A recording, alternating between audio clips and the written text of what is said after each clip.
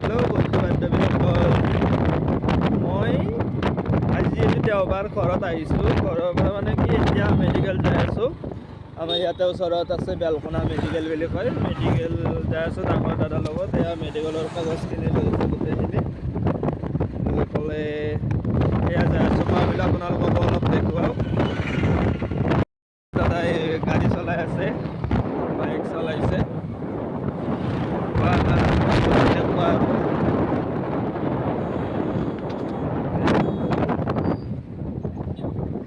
ডাঙৰ দাদা হয়। তেল ভৰাই লওঁ গাড়ীত। তেল ডিপ পালোঁ।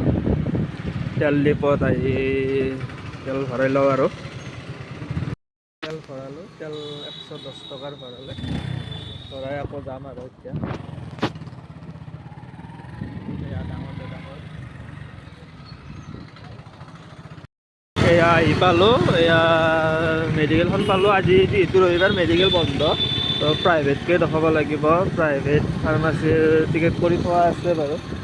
ফাৰ্মাচী সোমাম আৰু এয়া পালোঁ ফাৰ্মাচী ইয়াতে যাই আছোঁ। ওপৰত উঠি যাব লাগে অলপমান মানে এতিয়া ৰখি আছে এইখনে আৰু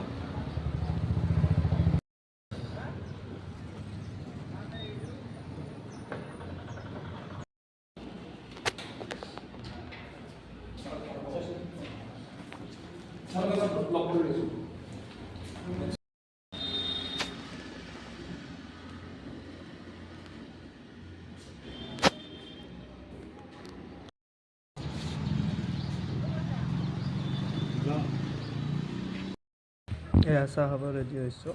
এয়া